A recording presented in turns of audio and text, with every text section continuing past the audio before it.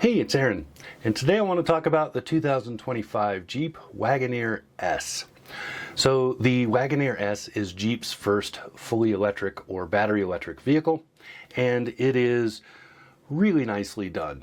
I only have one complaint about the Wagoneer S, and that is that it doesn't have that Jeep feel. I have the same complaint with the Grand Wagoneer, so this is just a model thing. It's not just because this is electric. Really, it's just it doesn't have that kind of rough and tumble edge that Jeeps always seem to have.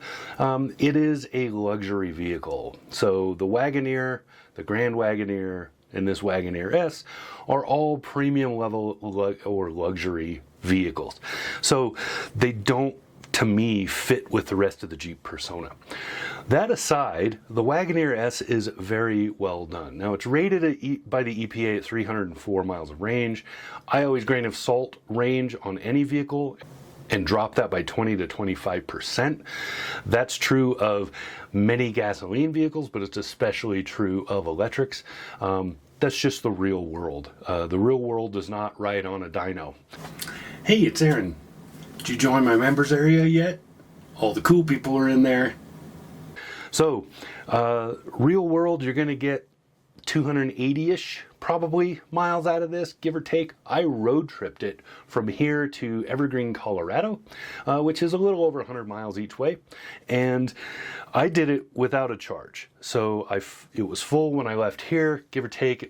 I think it was at 90% or 95% when I drove it down there and then drove it back, and it did just fine. I got back with about 15% battery. That's less than I would like to have. I tried to stay above 25%, whether it's battery or fuel.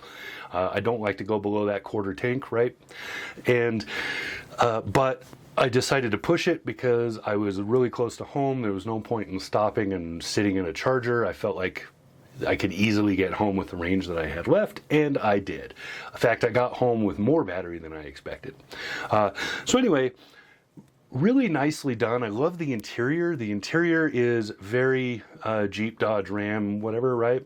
So the Stellantis brands, especially Jeep, Ram, Dodge, and Chrysler, they have an interior feel to them that you know that it's their interior, but you can't put your finger on exactly why you know that. But it's just kind of a layout and feel that they have, and it's very nicely done. It's very comfortable and ergonomic.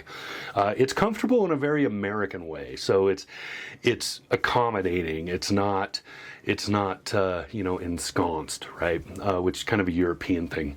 So I love the infotainment. I love the way they integrated the battery electric stuff with everything else so that it doesn't feel space agey, but it gives useful and helpful information for somebody who is driving an electric vehicle.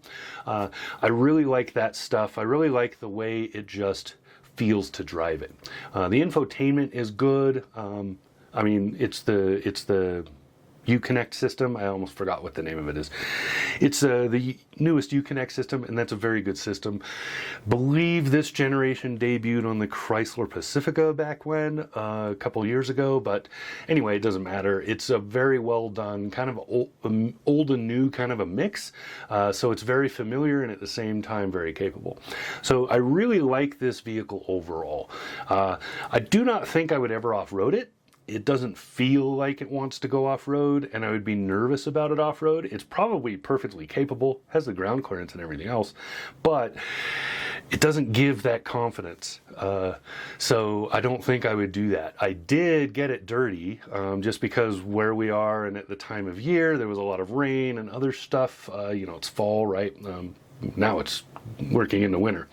But it's fall, and it was raining a lot. There were puddles. We had to take a detour because they had the main road closed to go to the kids' school, so we had to take a detour, and instead of going the long way on the paved detour, I took the dirt road detour, and that meant a lot of puddle splashing and other stuff. That was fun.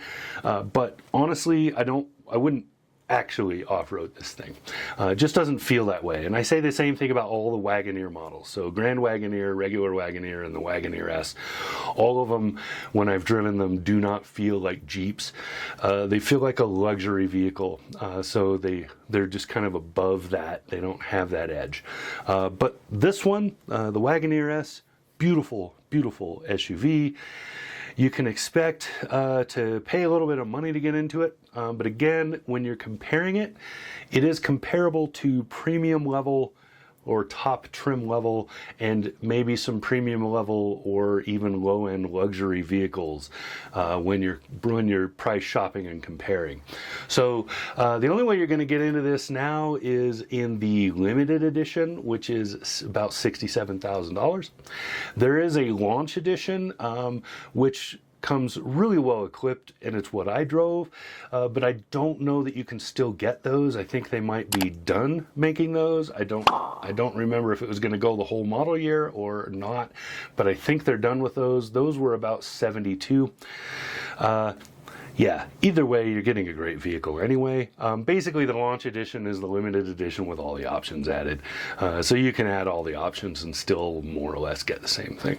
Anyway, yeah, that's the Jeep Wagoneer S. Really liked this vehicle. It's a well-done SUV. My favorite electric vehicles are vehicles that are good vehicles that happen to be electric instead of being electric vehicles, right? Because those kind of vehicles tend to be a little too space agey. They have weird placement for stuff. They get too iPhone looking. I really do not like that.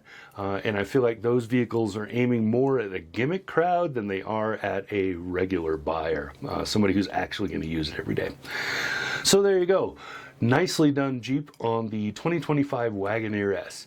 All right, this has been Aaron. Talk to you again soon.